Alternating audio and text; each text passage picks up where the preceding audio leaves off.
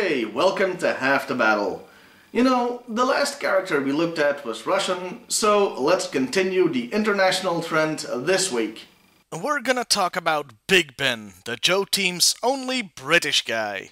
His first figure, released in 1991, with all original body parts, doesn't really look all that British. And I must say I'm pleasantly surprised by that, because, let's face it, the way this toy line usually depicts stereotypes, I was half expecting a bowler hat and an exciting tea-drinking action. Anyway, this is a good-looking figure.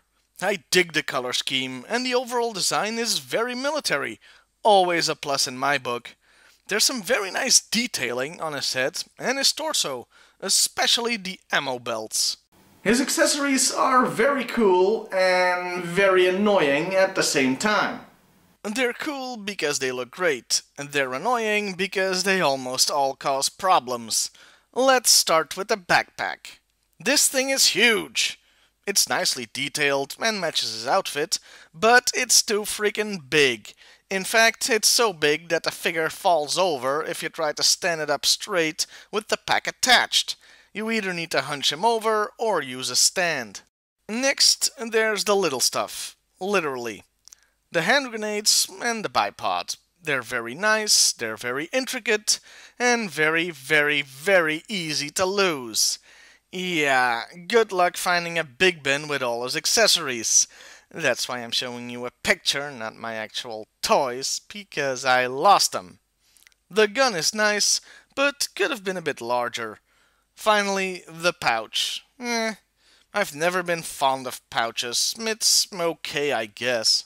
Big Ben only got one more figure in the original line. In 1993, he, like Big Bear, was part of the International Action Force mail-in package, representing England, of course. It's the same mold as the original, only in a different color scheme. A very, very red color scheme. With certain parts getting dangerously close to the color orange, if you ask me. They're not bad colors, really. I quite like it, but they are a bit weird.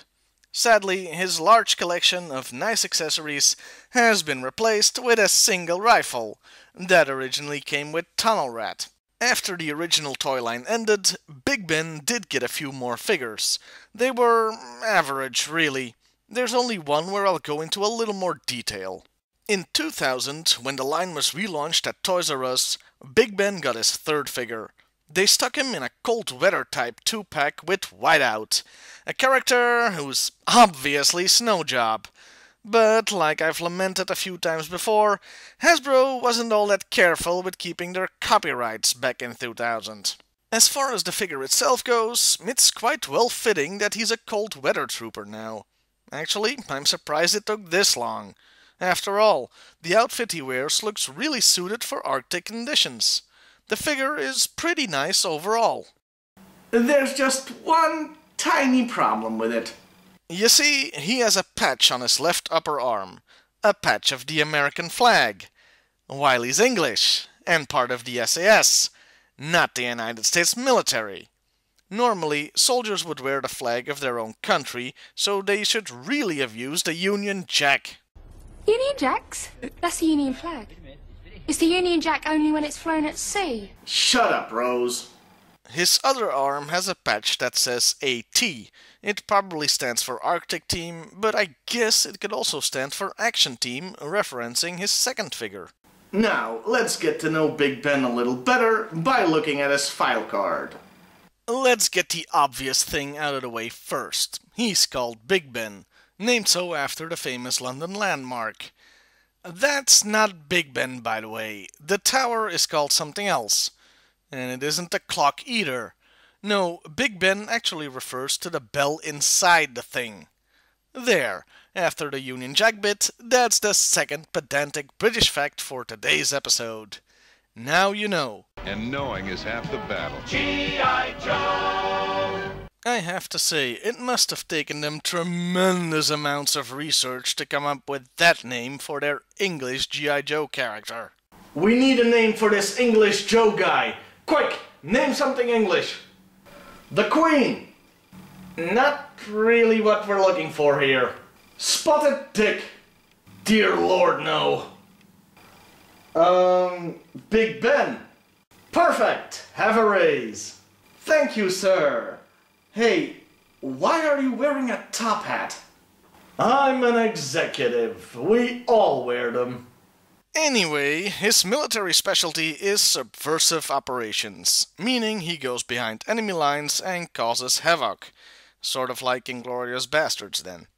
As a member of the SAS, most of the stuff he did before joining the Joes is classified, but it's assumed he was involved in the early stages of the Falklands War.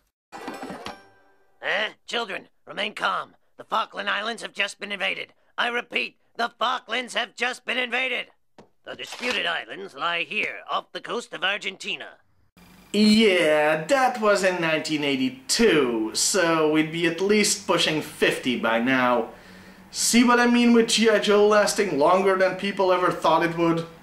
The rest of the file card isn't about Big Ben so much as it is about the SAS itself, though it does mention that to be selected for that unit, you need to complete a 30-mile march over rough terrain carrying 50 pounds of equipment.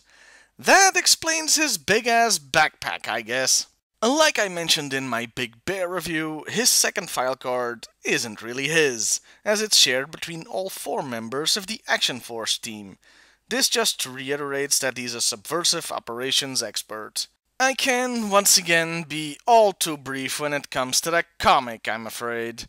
You see, Big Ben only shows up a couple of times, and is never the focus of a story. In fact, in his last appearance, he almost literally gets shoved out of the way to make room for Storm Shadow, since this was the time in the comics when it was all ninjas all the damn time. I find myself saying far too frequently that there's a lot of wasted potential there. I mean, you can do a lot with an SAS trooper on loan to the Joe team, and we got nothing. As far as the cartoon goes, well, Big Ben came out too late to be a part of the Sunbow series. But he did feature in the Deke series, most notably in Channel, an episode set in England. Well, of course. His character can best be described as, well, being English. Yeah, not much to say there. Oh, there's plenty to say about the episode itself, though, but we'll get into that soon, my friends. Oh, yes, we will.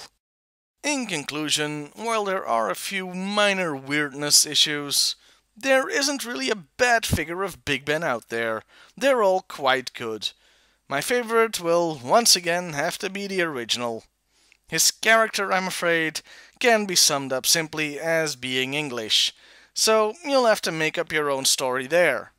And once again, I can only lament his severe lack of appearances in the comic. Well, that's about it for this week. See you later, folks.